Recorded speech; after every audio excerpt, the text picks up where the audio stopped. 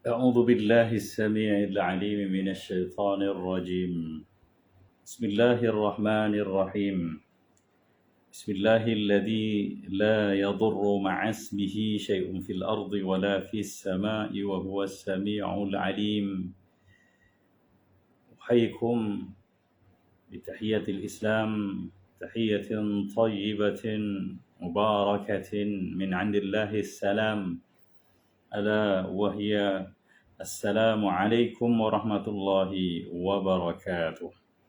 الحمد والشكر لله، نحمد الله سبحانه وتعالى ونؤمن به ونتوكل عليه ونعوذ بالله من شرور أنفسنا ومن سيئات أعمالنا. من يهد الله فهو المهتد ومن يضلل فلن تجد له وليا مرشدا. أشهد أن لا إله إلا الله وحده لا شريك له، وأشهد أن محمدا عبده ورسوله. اللهم صل على سيدنا محمد وعلى آله وصحبه أجمعين. رب اشرح لي صدري ويسر لي أمري واحلل عقدة من لساني يفقهوا قولي.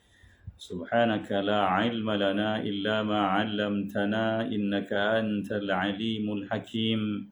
لا حول ولا قوة إلا بالله العلي العظيم. أما بعد.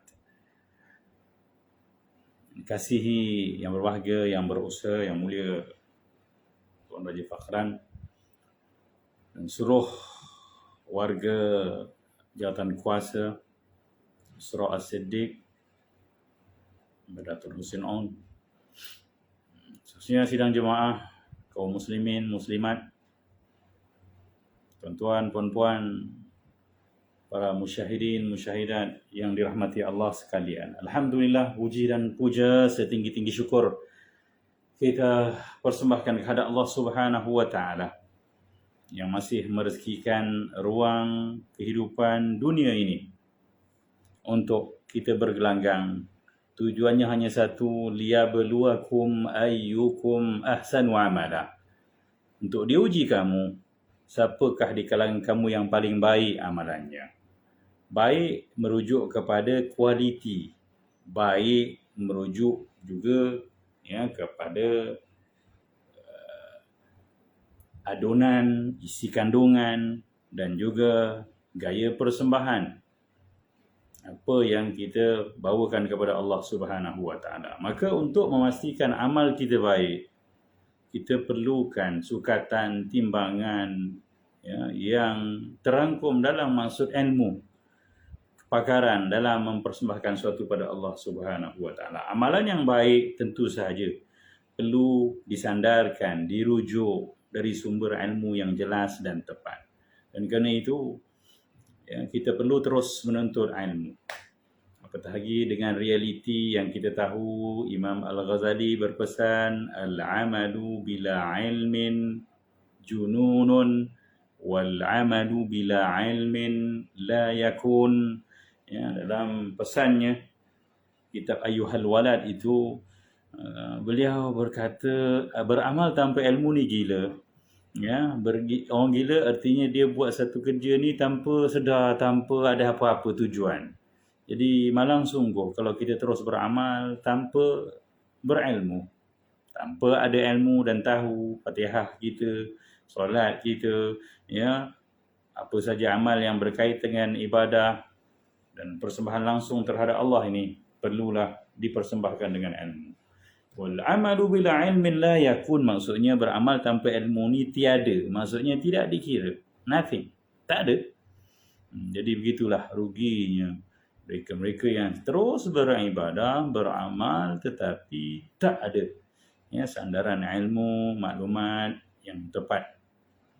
Kerana agama kita adalah agama ilmu pengetahuan. Wahyu pertama yang turun pun menegaskan, menjelaskan betapa Iqra artinya baca itu adalah satu benda yang menjadi proses utama untuk kita menjayakan apa juga amal agama kita. Seterusnya selawat dan salam kita persembahkan kepada Allah, kepada Rasulullah sallallahu alaihi wasallam. Selawat dan salam ni merupakan doa kesejahteraan untuk junjungan besar Nabi kita, agar janji Allah untuk kita itu berlaku. ya, melalui lidah Rasulnya, ya, maka Allah sendiri akan mendoakan sejahtera buat kita selama sebanyak 10 kali sebagai pulangan kesudian kita mendoakan sejahtera baginda yang memang dah sejahtera. Alhamdulillah, ya, saya mengucap setinggi-tinggi syukur pada Allah Subhanahu wa taala bersama ungkapan terima kasih yang amat banyak kepada barisan jawatankuasa juga pengurusi yang meneruskan untuk kita terus mengaji di dalam talian sebegini. Masih dengan kitab yang sama, ya, Fiqhus Salah. Tuan-tuan dah tak tahu letak mana dah kitab ni. Ya, kalau yang duk surau tu bolehlah ambil kitab kat surau tu, kalau kat rumah tu tak tahu. Cuba dapatkan semula kitab ini sebab alhamdulillah dah diperkenankan, ya. Saya dimaklumkan oleh Yang Mulia Raja, ya, supaya agar kita dapat berterusan mengaji begini, maka Jawatankuasa Surau telah perkenankan untuk kita bersiaran pada setiap minggu malam Rabu mengaji begini, ya, kitab Fiqhus Salah ini, insya-Allah, ya, sampai bila-bila, ya, yang ditentukan oleh Allah Subhanahu wa taala.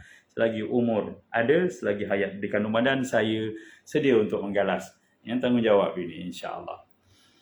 Jadi, ya, bersama ucapan terima kasih juga saya ucapkan tahniah, ya, atas usaha ini. Moga-moga dia jadi jariah untuk kita terus, ya, menjayakan majlis ilmu yang kita tahu keberkatannya sangat penting, rahmatnya sangat luas, ketenangan yang ada padanya juga dijanjikan, ampunan doa malaikat juga sangat kita harapkan. Maka moga-moga dengan majlis secara talian, dalam talian ini ataupun online ini pun tetap, ya, hadiah-hadiah dan janji Rasulullah sallallahu alaihi wasallam itu berlaku.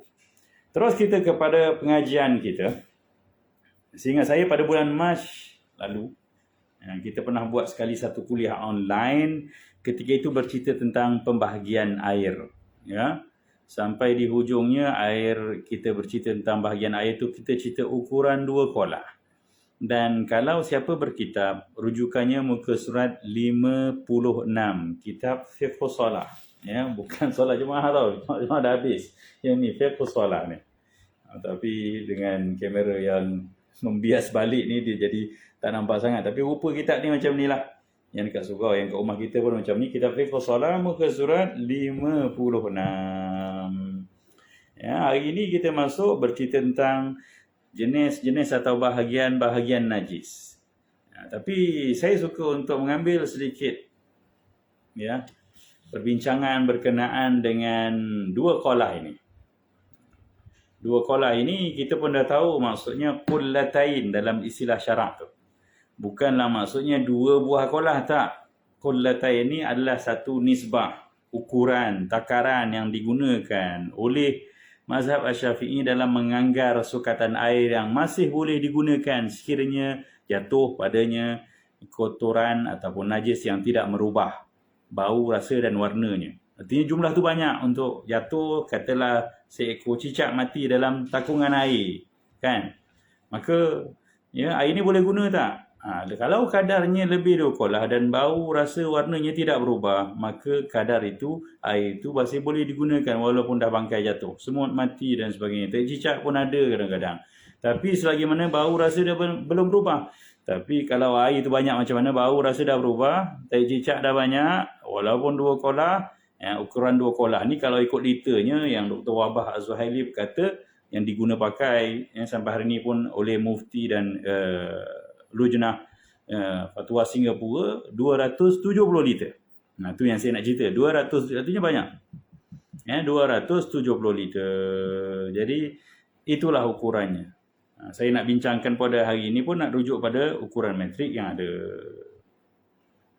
Jadi ukuran kalau di sudut liter, kalau di sini dikatakan kalau bekas 4 segi, ukuran lebar setiap seginya dalamnya adalah 1 hasta suku. Itu pun saya dah sebut 1 hasta suku. Ya, ini 1 hasta kan, daripada ujung jari sampai siku, ini 1 hasta. Orang dulu tahu, budak-budak sekarang tak tahu benda ni. Okey, tambah lagi suku. Dan ukuran ni, kalau ukuran hari ni metrik dan sebagainya, kita akan temui bahawa ukuran ni lebih kurang 22,5 inci. Artinya hampir 2 kaki. Satu kaki 12 inci kan. Hampir 2 kaki. Nak senang, anggar 2 kaki lah tuan-tuan. Ataupun ukuran yang lebih tepatnya, metriknya adalah 57 cm. Jadi kalau kita ada takungan, ya, kolah 4 segi tu, dari pucu ke pucu, ya, dan dalamnya panjang kali lebar kali dalam sampai 57 cm atau 23 inci senang kira, ataupun 2 kaki, maka kalau jatuh benda-benda dalam tu selagi tak berubah bau rasa dan warna, air itu boleh digunakan untuk berwudu. Sidik pun surah sidik ada kolah kan. Masuk tu belah kanan tu ada kolah. Maka kolah tu besar. Ya, dan kadarnya pun melebihkan ini. Kalau tampak 2-3 biji tek jejak dalam tu, boleh tak berkomor? Komor boleh. Wudu boleh. Ya, selagi mana tak masin baunya. Ya. Selagi mana tak masin bau air tersebut. Rasa air tersebut. Bau pun tak bau pelik. Begitulah. Wallahu a'lam. Jika bekas itu berbentuk bulat. Kita nak rujuk sini ukuran metrik je. Saya tak beri. Ya, ukuran satu hasta rentas bulatannya.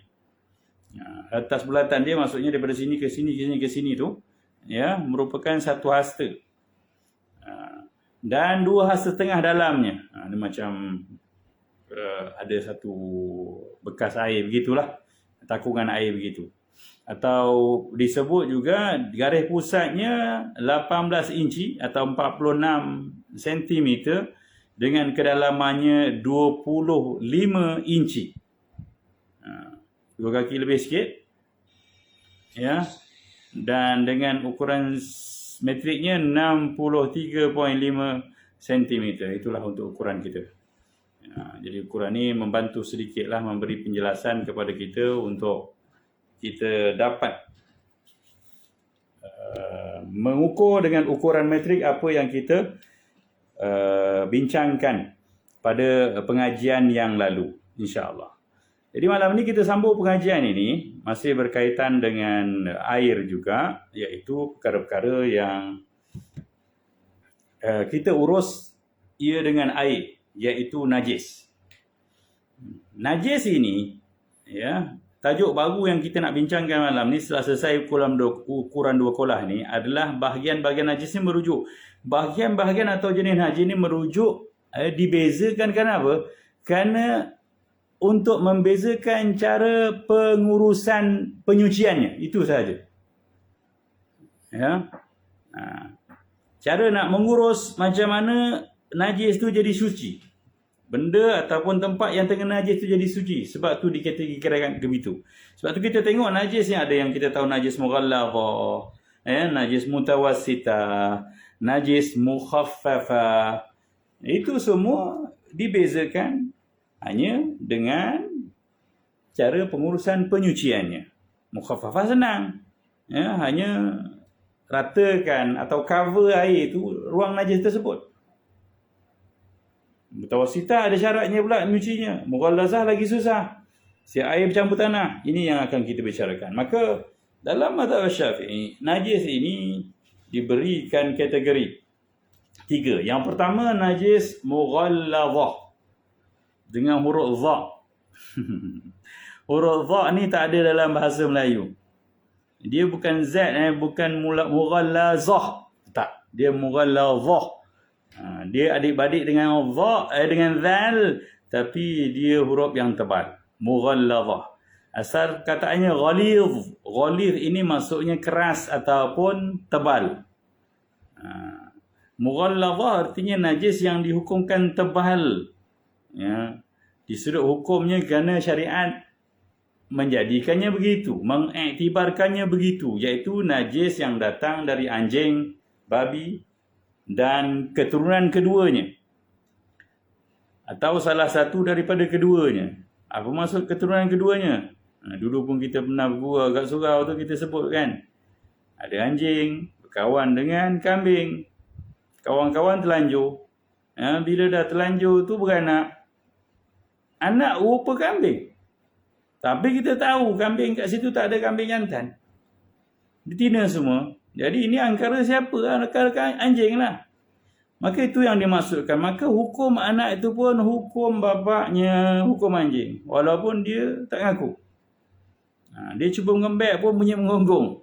Rupa-rupa maknya kambing. Yang itu kita panggil kamjing lah kot. Tak kira apa panggilannya, ini yang dimaksudkan. Begitu juga babi dan keturunan yang bercampur dengannya. Lembu kawan dengan babi tepi hutan, kawan-kawan punya kawan, ya akhirnya itulah ya binatang ni. Kita pun tak tahu lanjut akhirnya. Katalah babi melahirkan anak sebiji lembu, maka dia tetap bukan lembu. Ya, babi pun tak ngaku babi. Ini bukan anak aku, ini anak lembu. Lembu pun tak ngaku lembu, sebab ini bukan anak aku, ini anak babi. Maka mungkin panggilannya lembi lah. Ya, lembu babi, lembi. Yang ini pun hukumnya sama, mughallazah juga. Tak ada maaf baginya. Ya, maka nanti kita cerita cara penggunaan. Ini kategori najis dulu. Yang kedua najis, yang tadi najis paling berat. Yang kedua ni najis pertengahan. Dipanggil mutawassithah. Mutawassithah, wasat. Ya, ada perkataan tawassut, pertengahan, medium.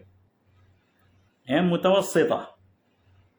Sedap nama tu, bukan masitah Mutawassithah, jangan bernama anak pula ni. Ya, Nurul Mutawassithah. Dia tak ada masalah maksudnya. Ya, cahaya pertengahan. Tapi sebab dah rujuk dalam istilah fiqh guna untuk najis. Nyanyi budak tu kat sekolah nanti. Iaitu najis pertengahan ini adalah semua najis selain air dan selain anjing dan babi tadi, dan bukan najis yang lagi satu kategorinya, iaitu air kencing budak lelaki yang tak makan benda-benda yang lain. Waalaikumsalam warahmatullahi. Orang Kedah mari ke ni ke memang nama orang Kedah? Bagi salam kita jawab ya. Alhamdulillah, tolong war-warakan panjang-panjangan kuliah pengajian ini untuk kita mendapat manfaat jariah amal kita. InsyaAllah pengajian begini sebenarnya pengajian basic. Ya, nampak macam biasa, macam senang, tapi ramai kadang-kadang orang keliru. Tu yang kadang-kadang tak tahu. Mesin basuh guna ni sah ke tak? Sah air dia sah, campur najis. Nanti kita cerita ni dalam ni. Ya, macam mana nak basuh berapa kali? Nak cuci kat luar dulu ke? Inilah cerita dia. Cerita pengurusan air ni. Dan najis. Ya. Jadi antara bentuk, rupa ataupun jenis najis mutawassithah ini adalah bangkai. Kecuali bangkai ikan. Yalah, setiap benda yang mati tak sempat disembelih, maka itu bangkai. Dalam Islam, benda yang mati tapi boleh makan walau tak sembelih adalah ikan, belalang. Dua kategori ni. Ikan ni termasuklah udang, ketam dan sebagainya. Sotong, makanan laut semua. Sungai, ikan yang dalam hidup, dalam air tu. Dan juga belalang yang kat atas udara, yang kat atas darat. Dan juga tak najis. Ya, mayat manusia, jenazah tu. Walaupun COVID-19, jenazah. Ya, walaupun dah berulat, ya, nanah tu najis lah. Ya, air mayat tu najis lah. Tapi mayat tu sendiri sebenarnya tidak najis selagi mana dia tak ada benda-benda yang lain tu. Artinya pegang mayat tak payah basuh. Cuma orang tak Melayu takut kena mandi lepas jenazah. Kena mandi tu sunat, bukan wajib. Yang wajib dimandikan jenazah tu. Jadi kalau kita mengurus jenazah, kata dah lewat petang, memang kena urus. Dan kita tengok-tengok lepas urus jenazah, Allahu Akbar, matahari nak terbenam dah. Kita belum sembahyang sah. Patutnya sembahyang dulu tadi, tapi entah macam mana kita pun terjebak dengan pengurusan jenazah. Dan ketika itu matahari dah nak turun terbenam, waktu asar nak habis. Masa ketika itu, perlu ke kita mandi untuk membersihkan diri? Ya, bukan mengangkat hadas, membersihkan diri sebelum solat asar. Sedangkan kita tahu kalau kita mandi, artinya kita berjudi.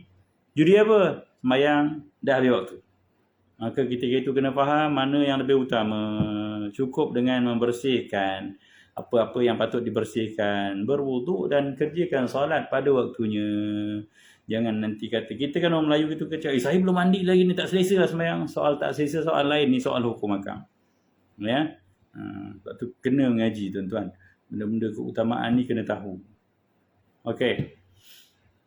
Yang dikatakan bangkai itu semua bangkai benda-benda yang hidup kecuali bangkai ikan, belalang dan mayat manusia.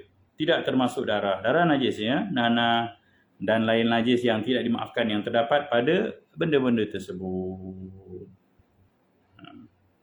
Darah ikan kalau banyak sangat pun kena kat baju najis ya.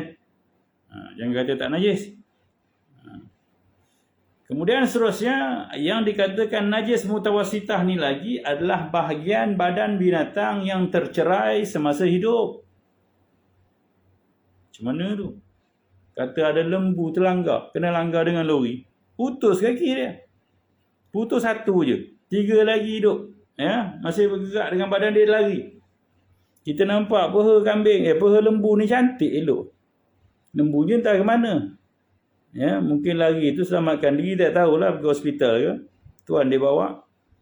Tak mati kat tempat lain. Maka kita kena tahu bahawa bahagian badan binatang yang terputus daripadanya, sedangkan dia tak mati disembelih, maka benda itu tidak halal dimakan sebab najis, kecuali ikan, belalang, ya, dan bulu-bulu daripada binatang yang halal dimakan. Bulu-bulu kenapa cerita? Yelah, kadang-kadang kita raup-raup bulu badan kambing, lekat tangan kita, kita tak perasan. Allah semayang zuhur. Okey? Tak ada bau najis lah dengan syarat. Lepas habis semayang raup muka. Tengok Allah ada bulu kambing. Jadi bulu-bulu binatang yang halal dimakan, walaupun belum disembelih, dimaafkan. Tapi kalau bulu-bulu binatang yang tidak halal dimakan, kita bawa dalam sembahyang, sebab syarat sembahyang dia mesti bebas daripada najis. Ya, tuan-tuan bawa dalam poket ni bangkai ular mati atau kepala ular. Ular tak boleh sembelih, memang najis sampai bila-bila. Begitu juga ya, kuku harimau simpan dalam dompet, itu tak boleh. Ya, gading gajah ada nipis sikit, kita buat bentuk keris, simpan dalam wallet kita, itu najis. Sebagai gajah mana boleh disembelih? Kecuali binatang-binatang yang disembelih, bulu dan tulangnya itu dimaafkan. Okey, bulu saja yang cerita bulu dulu. Artinya kalau binatang yang tak boleh dimakan, kita pergi zoo tadi, kita usap-usap ya seekor singa. Tak macam mana menjaga tu, kata saya dah jampi singa ni, abang boleh pegang usap-usap. Kita pun usap-usap. Ya, bawa semayang, tengok-tengok dalam semayang, Allah melekat ada 2-3 helai bulu. Bulu apa ni? Ingat-ingat bulu singa. Maka tak boleh lah semayang kita tak sah sebab bawa najis. Rujukannya binatang yang halal dimakan. Jadi siapa yang bela lembu, bela kerbau, bela kambing, tak payah risaulah. Seterusnya apa lagi yang najis? Susu binatang yang haram dimakan dagingnya. Apa saja binatang ya mamalia yang bersusu dan tak boleh disembelih, maka susunya najis. Kecuali susu manusia, kita pun haram makan daging manusia ni. Tapi susu manusia tak najis. Susu apa yang najis lagi? Artinya susu kucing pun najis. Ya, kecuali sedikit dan dimaafkan. Merembes begitu kan, leleh yang kita tak dapat nak elak, yang hidup bersama dengan kita. Dipanggil al-mutawwafa. Ya, al-mutawwaf. Binatang-binatang yang berkeliaran dengan kita. Itu pun dengan nisbah yang sedikit lah kalau kita bela kucing. Tapi kalau sengaja tadah ataupun nampak kita pijak, kemudian kita terugi semayang, tak boleh. Okay. Jadi susu binatang, susu monyet najis lah. Mana ada orang makan monyet? Yang keempat, darah mengalir atau darah beku, kecuali darah yang tertinggal dalam daging yang disembelih dan darah ikan. Ya. Itu dimaafkan. Ada setengah fuqaha kata ikan punya darah walaupun banyak, ya, harus, tak ada masalah, boleh, ya, dimaafkan. Jadi apa saja darah yang mengalir atau darah beku, hukumnya najis. Kecuali kalau darah tu dah melekat dengan daging. Ya, kalau kita tengok kat ayam tu belakang rusuk-rusuk dia tu, ya, ada kumpalan-kumpalan daging, itu dimaafkan. Kan kadang-kadang kita potong ayam tengok ada darah celah-celah tu kan, itu dimaafkan. Yang tak boleh kita takung, kita memang asing, kita bekukan dan kita goreng. Sedap rasanya. Yang tu haram, tak boleh. Yang tu najis. Seterusnya, habis darah dalam kepala, dalam apa semua tu, celah-celah otak, itu dimaafkan. Boleh, ya, kita pun baru lepas korban. Seterusnya, najis lagi pada nanah, muntah dan air kencing. Ini jelaslah. Seterusnya, tiap-tiap cairan yang memabukkan seperti arak dan lain-lain lagi. Arak hukumnya di samping haram minum, sentuhnya pun najis sebab, ya, itulah syariat mengharamkan dan menyatakan bahawa arak itu najis. Yang ke 1, 2, 3, 4, 5, 6, 7. Yang ke 7 ini. Tak ada nombor. Kita nomborkan juga. Apa dia? Madhi. Iaitu air galak berwarna putih. Air galak ni maksudnya air yang keluar susulan rangsangan nafsu. Ya, artinya orang keluar air madhi ni sebab dia bernafsu pada kemaluannya. Dan air ni agak keputih-putihan atau kekuning-kuningan yang keluar tatkala kebangkitan syahwat. Ya, maka air ni najis. Berbeza dengan mani. Mani tak najis. Macam mana nak tahu beza? Fizikalnya pun berbeza. Saya sebut hanya sebagai, ya, apa yang dijelaskan dalam kitab-kitab fiqh, iaitu pertama sekali sifat air madhi dia cair, likat, ya, keputih-putihan, kekuning-kuningan. Sedangkan air mani adalah air yang lebih kental, ya. Dan air mani dan air mazi keluarnya pun beza. Air mazi ni dia bersama dengan syahwat, rangsangan syahwat. Sedangkan air mani ni dia keluar, sebab tu dipanggil klimaks, ya, kemuncak syahwat. Bila dah keluar air mani, tak ada rangsangan syahwat lah. Selagi mana ada rangsangan syahwat, itu yang keluar adalah air mazi. Dan bila mana dah keluar air mani, tiada lagi rangsangan syahwat. Maka air mani tak najis. Zuriat keturunan manusia ni tak najis. Tapi ingat, bila mana air mani dah bercampur dengan air madhi, dan itu biasanya yang berlaku, maka hukumnya najis. Air mani itu jadi najis. Itu yang ada hadis Nabi SAW membersihkan air mani hanya dengan mengikis air mani, sebab air mani Rasulullah tak bercampur dengan air madhi. Tapi ya, atas realiti kehidupan Rasulullah pun di situ mungkin air susah. Jadi kita susah-susah apa, basuh je lah semua, tuan-tuan. Yang lebih layaknya sebegitu. Cuma di sudut hukum kita kena tahu air madhi najis, air mani tak najis. Kemudian apa lagi air yang keluar yang najis daripada tubuh kita, iaitu air wadi. Ya, nama je air wadi. Tapi merujuk kepada bahasa Arab, wadi ni lembah. Tapi bukan lembah, ya, air daripada tubuh juga badan kita, iaitu air yang berwarna putih keruh, bersifat kental juga, sedikit, ya, kental sedikit daripada air madhi lah, tapi tak sampai peringkat air mani. Keluar dari kemaluan tatkala membawa satu bebanan yang berat. Ini jarang berlaku, kecuali orang-orang yang biasa kerja berat, yang dia keras semua badan dia untuk fokus mengangkat, ya, menanggung bebanan yang berat sebegitu. Mungkin di kalangan kita ada yang tak pernah tengok pun air wadi ni. Jadi air wadi ni ada pada air madhi, cuma punca bezanya, ya, suasananya berbeza, ya, di sudut rangsangan kenapa air itu keluar. Air madhi kerana syahwat, air wadi kerana berat. Itu je lah. Kemudian yang seterusnya najis, ya, disebut sekali ni tahi lah. Meliputi tahi manusia, binatang, ikan dan tahi binatang yang tidak mengalir darahnya pun najis. Ya, cicak tak mengalir darah masuk dalam, ya, Kolam kalau dia hidup tak najis air tu. Najis tak? Tak najis. Cicak jatuh dalam baldi, tak mati, berenang-renang ke tepi ke tepi. Najis tak air tu? Tak najis. Tahi cicak jatuh dalam baldi, memang tak cukup 2 kolam. Najis tak air tu? Najis. Tu nak cerita beza. Ya? Benda-benda begini. Cicak lagi. Lipas. Najis tak? Tak najis. Sebab dia binatang yang tak tu. Dia kalau mati, tak cukup 2 kolam baru najis. Dia tak mati. Dia bukan bangkai lagi. Dia terbang terus ataupun dia keluar daripada takungan air yang sedikit tadi. Tapi kalau kita dapati dia tinggalkan najis, dia tarik dia kat situ, maka air itu najis. Kecuali air itu lebih daripada 2 kolam. Okey, itu air yang najis yang kedua. Najis mughallazah, anjing dan babi dan keturunan daripada keduanya. Najis mutawassitah, ya, najis pertengahan yang kita sebutkan tadi. Dan yang ketiga, najis mukhaffafah, najis khafif. Khaffafah ni maksudnya ringan.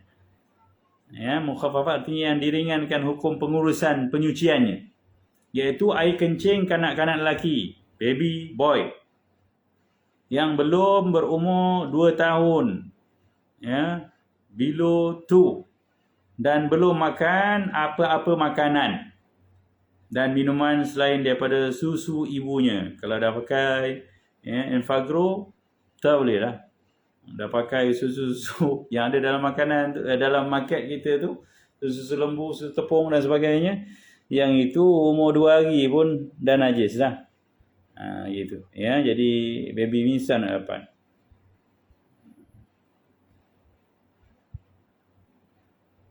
Tengok ada satu nota kaki di bawah tu.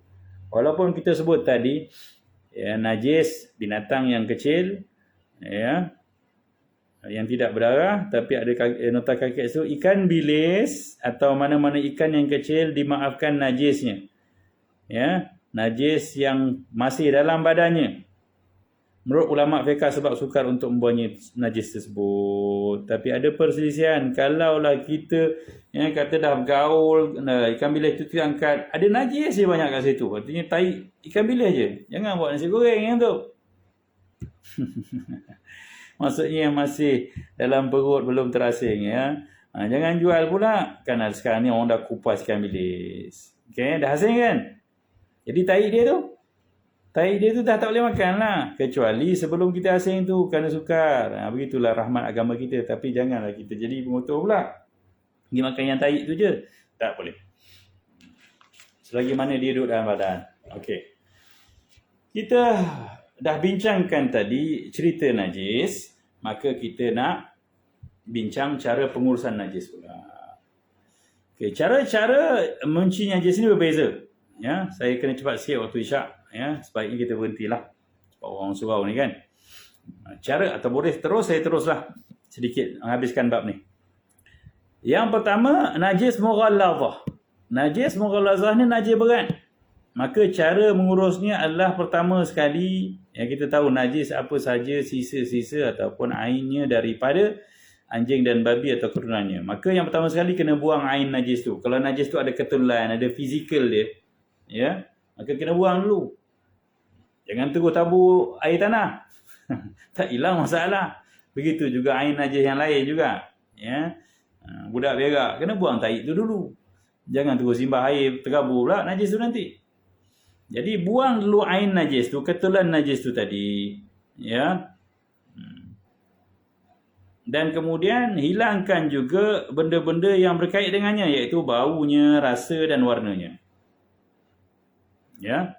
Kemudian tempat yang kena najis itu dibasuh dengan air mutlak sebanyak 7 kali. Artinya pengurusannya, kalau tak ada bau, rasa dan warna ni dah tak ada, barulah pakai yang step kedua, iaitu campur air dengan tanah, dan kemudian sekali dengan air campur tanah tu, dan kemudian 6 kali dengan air yang biasa.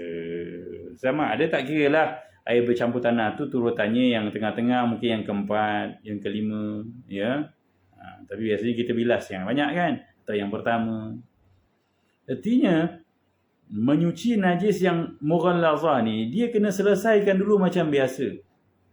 Kemudian barulah kita urus najis tu, bekasnya, kesannya saja dengan 7 kali air dan salah satunya dengan air bercampur tanah. Contohnya lah, surau kita masuk anjing, dia berak kat situ. Macam mana nak buat? Bersihkan najis tu dulu.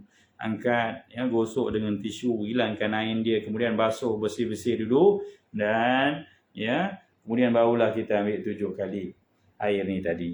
Salah satunya dengan air bercampur tanah. Begitulah yang sebaiknya. Walaupun boleh terus cuci dengan air tanah dengan syarat pastikan bau, rasa, warna. Rasa merujuk kat sini adalah rasa licin najis tersebut, rasa sifat asalnya dah tak ada. Bukan dengan lidah, rasa dengan jari. Okey, itu najis mughallazah. Najis mughallazah ni pun kena najis yang nampak jelas. Okey, katalah kita dapati kita nak pergi surau, tiba-tiba kita masuk dalam surau, ada anjing dalam tu. Kita halau dia keluar. Apa nak kita buat? Siapa kat AJK kita kena samak ni. Orang Melayu sebut samak kan? Samak surau kita sebab anjing masuk. Betul ke tuan-tuan? Tak perlulah sampai macam tu.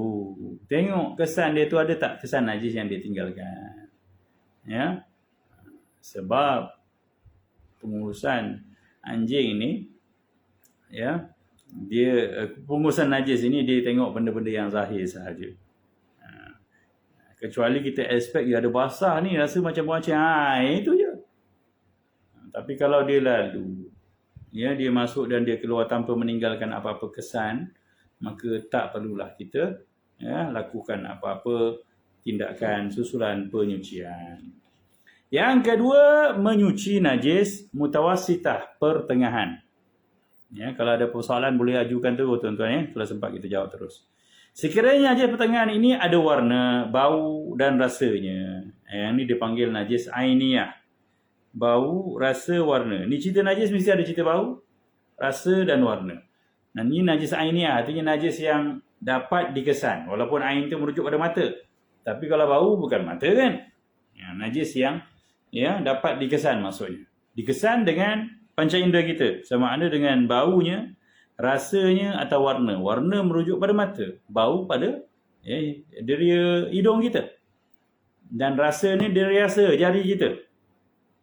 Maka nak cucinya mestilah dengan buang air najis tersebut. Kemudian dibasuh tempat yang kena najis itu sehingga hilang 3 benda ni. Bau, rasa dan warna. Begitu juga basuh istinja kita. Istinja kita pun kena 3 ni hilang. Bau, rasa dan warna. Bau apa? Bau najis tu lah. Kalau kita berak, basuh betul sampai hilang bau. Rasa licin najis tu sampai tak ada. Pada jari dan pada dubur kita. Warna memang kita tahulah. Tak ada warna. Baulah suci. Ni ukurannya. Okey. Kemudian dibasuh tempat yang kena najis itu sehingga hilang bau, rasa dan warnanya. Andainya salah satu daripada bau dan rasanya payah hendak dihilangkan setelah diusahakan basuhan berapa kali, maka hukumnya dimaafkan. Apa dia? Bau, rasa dan warna, tapi kat sini sebut bau dan rasanya payah. Begitu juga warna. Warna lagi payah. 3 ni pun dimaafkan maka dikira hukum suci. Dah basuh banyak kali tapi bau tak hilang juga. Dah usaha banyak kali tapi warna dia tak hilang. Baju, kalau dulu orang kampung kan ada kita pergi surau tengok nyamuk, tepuk. 3-4 hari baru cuci. Basuh dah bersih dah. Tapi masih warnanya tak hilang, dimaafkan. Begitulah. Ini najis ainiyah. Yang nampak dapat dikesan. Sekiranya najis pertengahan ini najis hukmiyah. Najis yang pada hukumnya suci saja. Tapi kita tak tahu najisnya. Tak nampak pun. Iaitu najis yang tiada dapat dikesan. Tiada ainnya, bau dan rasanya kerana lama masanya mungkin. Kita tahu, kita pakai seluar itu terpercik air najis, air kencing. Tapi sekarang kita tengok seluar tu 3-4 hari dah kering, tak tahu kat mana.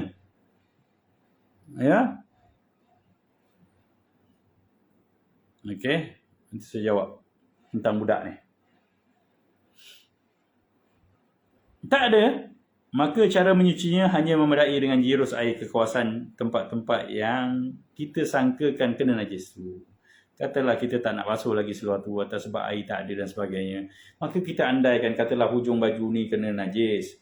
Saya rasa 2 hari lepas kena najis, tapi bau pun dah tak ada, warna pun tak ada, kesan tak ada. Maka andaikan tempat tu najis, maka cukup kita alirkan air. Kawasan tu kering kan, boleh pakai lagi. Okey. Saya kalau kanak-kanak, kalau najis pertengahan, artinya budak-budak yang lepas 2 tahun ataupun dah baru masih 2 tahun tapi dah makan macam-macam kan. Terkencing di atas kapet surau, maka cara menyucinya, pertama sekali lap sampai kering kencing tu. Kalau tak boleh angkat lah, sebaiknya angkat lah. Jangan potong buang kecuali ada sponsor baru. JK kata tak apa, dah ada sponsor baru. Tak apa, tapi jangan buang, tetap boleh guna. Tetap, itu saja hukumnya. Tuan-tuan, apa cara dia? Cerita najis ni, mutawasitah ni, bau, rasa, warna. Usahakan. Hilangkan. Basuh dengan air bersih, 5 kali tak hilang, 6 kali, sabun lah. Tapi tetap kena alirkan air. Kalau mutawasitah ni, guna air. Jangan spray dengan Febreze je. Tu saya pernah nampak cleaner kat surau kat masjid, tuan-tuan. Bekas air kencing budak. Dia lap. Dia lap dan kemudian dia ambil Febreze. Hilanglah bau. Tapi air najis tu ada lagi. Itu bukan hukum fiqh punya penyucian. Maka tetap kena alirkan airnya.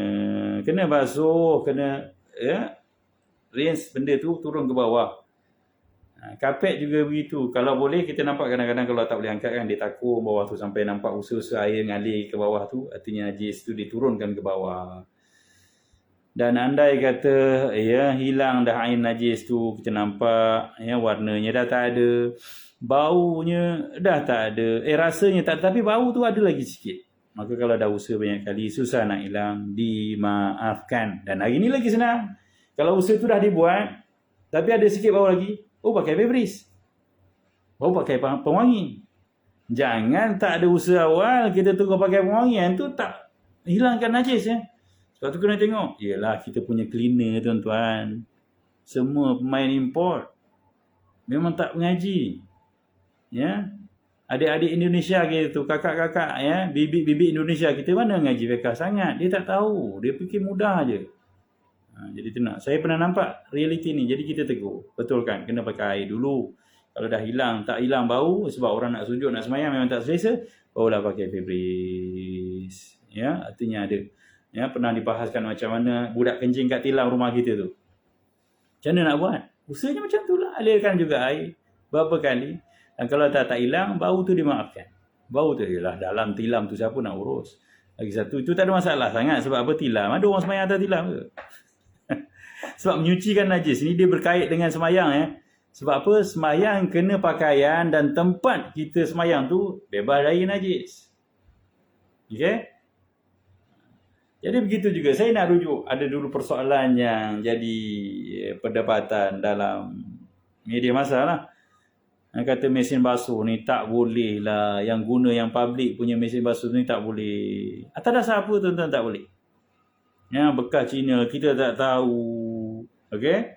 Cina tadi entah dia bela anjing, ada bulu anjing, entah pergi kandang babi, makan daging babi lah, kemudian kesak kat pakaian dia, kemudian dia pagi dekat public punya washing machine, kan dekat Dobby tu. Lepas dia pakai, kita pakai pula. Tu macam mana? Yang ini cerita sebenarnya tuan-tuan. Pertama sekali, kita urus kita punya. Okey, kita dalam najis ni, kita nahkumu bidh-dhawahir. Kita kena menghukumkan benda itu dengan zahir.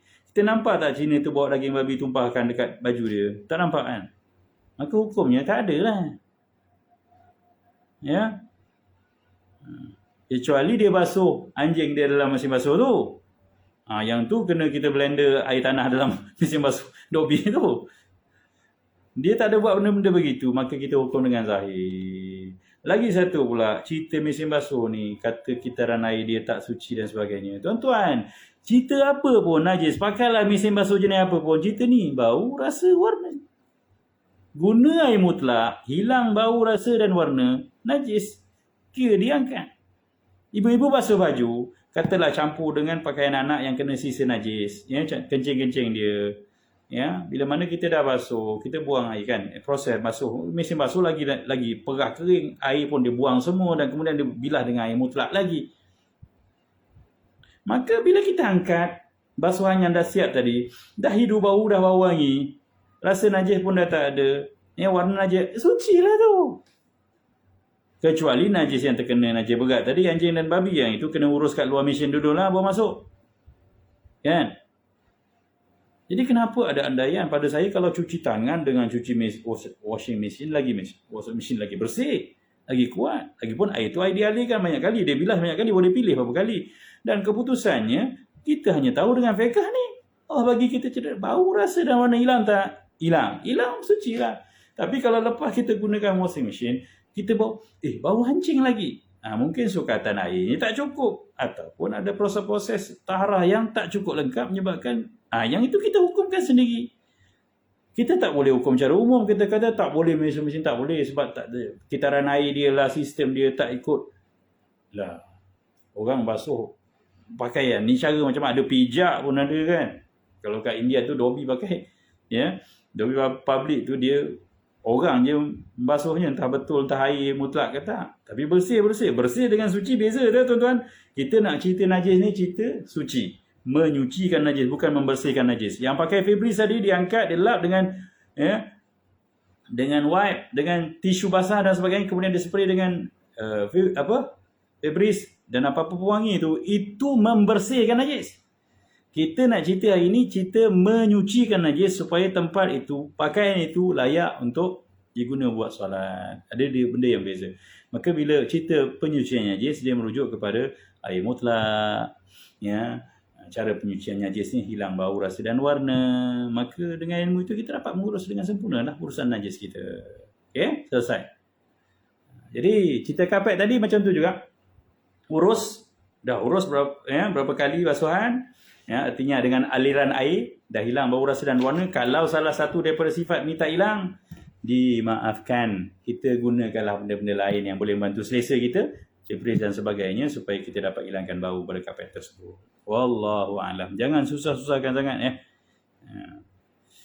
Dan najis hukumiah kita sebut sekali lagi, artinya najis yang kita tahu najis tapi dah tak ada kesannya, cukup dengan alirkan air ke tempat tu.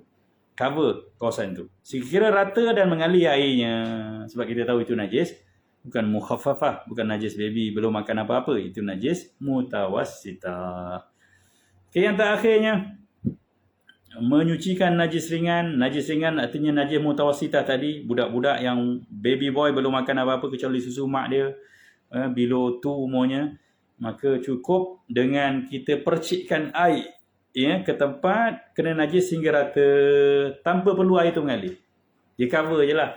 Katalah saya dukung budak baru lahir, baby boy ni baru 2-3 minggu, kita tahu mak dia pun belum bagi susu benda lain, dia kencing tapi kita biasa basuh terus semua kan, tak gamak. Ni cerita hukum. Cukup kalau kita percikkan sampai dia cover kawasan najis tu, dah boleh pakai untuk solat. Wallahu a'lam. Okey, sepintas lalu najis-najis yang dimaafkan. Ulat-ulat dalam buah-buahan, itu pun bukan asing baru makan. Bukan. Dalam buah-buahan tu kita makan terus sekali, tak sengaja. Bangkai serangga yang tidak mempunyai darah. Saya rasa benda ni saya perlu pendetailan juga. Jadi saya tak nak rush. Saya baca je dan insya-Allah pada pertemuan akan datang minggu depan kita ulas balik sekali. Yang ketiga, najis-najis yang susah hendak dijaga. Seperti orang kena bisul, payah kan. Sikit-sikit tu Allah maafkan. Jerawat pecah, nanah tu, sikit-sikit tu dimaafkan. Sedikit nanah, muntah, selut. Selut ni bahasa utara. Air longkang di jalan raya tu yang terpercik sedikit yang sukar pelihara. Artinya kalau kita duduk kawasan, memang kawasan kampung, becak, memang musim hujan, tak boleh elak dah. Kan? Macam tu je, kita nak pergi semayang tu, tiba-tiba datang lori, zoom, percik air, sikit basah kat kaki sikit, go on, jalan, jangan balik, tak semayang. Itu dimaafkan. Kalau boleh percikkan air, bilas kat surau, kat kolah tu, lagi baik. Tuak air buah anggur dan sebagainya yang dah jadi arak, lama diperam, akhirnya jadi cuka, itu juga tidak najis, walaupun asalnya daripada arak. Wallahu a'lam. Kerana dia telah menjadi suci, zat yang mabukkan padanya, sifat yang mabukkan padanya telah pun hilang. Wallahu a'lam. Bersih dan menyucikan najis dari bau, rasa dan warna. Ya, itu Tuan Zaki Hashim. Jadi pengurusan najis kita yang normal, yang biasa, yang medium ni, dia kena pastikan bau, rasa dan warna. Ibu-ibu nak tahu basuhan, mesin basuh kita okey, lepas basuh cium. Biasanya memang clear. Bau, rasa dan warna tak ada. Kecuali kuantiti air sikit atau step, ya, basuhan tu tak cukup, bilasan kurang ke.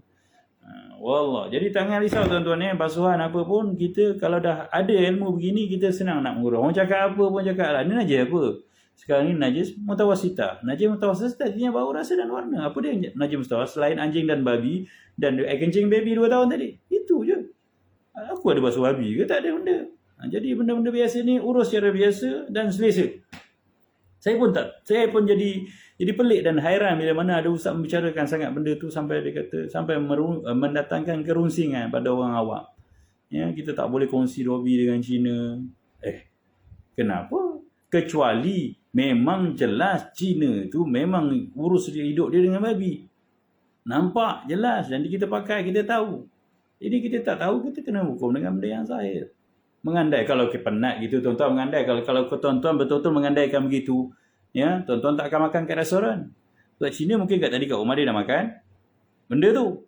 Ya, kemudian dia order teh tarik. Ya, dia punya minyak. Aku mula geli nak cerita. Dia pakai teh tarik, kita minum teh tarik, cawan tu basuh, tak pakai air bercampur tanah pun. Tapi adakah sampai perlu begitu? Tak. Kita menghukum dengan secara zahir. Kita tak nampak dia buat apa. Maka kita hukum dengan zahir. Tak payahlah sembahyang. Kesian kawan-kawan kita pengusaha dobi dengar segmen tu. Allah, kawan-kawan tak datang. Tak. Urus dia macam biasa.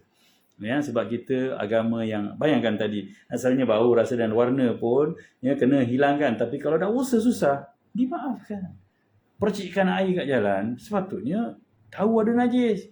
Ya, tapi kena susah nak elak dah, percikkannya sedikit, dimaafkan. Begitu. Apatah lagi urusan-urusan kehidupan harian kita. Wabihi wallahu a'lam. Moga-moga ada kebaikan. Dan saya harapkan sangat, ya, minggu depan ada pertemuan dan pertambahan audiens. Ya, tolong kongsikan cerita ini dan kuliah ini juga rasanya baik, tolong sharekan, moga-moga, ya, dan war-warkan kuliah kita setiap malam Rabu, ya, untuk kita menambah ilmu supaya apa yang kita amalkan ni, ya, tepat dan tidak diganggu gugat dengan mudah oleh orang-orang yang, ya, kurang pemahaman ilmu fiqahnya. Wabihi wallahu a'lam. Terima kasih Surah Al-Siddiq atas ruang ini. Moga-moga jariahnya kita kongsi bersama sampai sana. Ya, dan tuan-tuan juga saya ucapkan ribuan terima kasih atas kerjaan bersama. Tanpa tuan-tuan siapalah saya. Wabillahi wallahu a'lam. Ya, Tuan Muzaffar Anas, sama-sama saya ucapkan atas balasan ucapan terima kasih itu. Sekian dulu. Ya, ampun maaf sekali lagi, yang baik dari Allah Subhanahu wa taala saya menyampaikan, cuma yang kurang dari kelemahan diri saya dan ilmu saya. Wabihi wallahu a'lam. Assalamualaikum warahmatullahi wabarakatuh. Ya, Tuan Makno Manasih, sama-sama. Wassalamualaikum warahmatullahi wabarakatuh.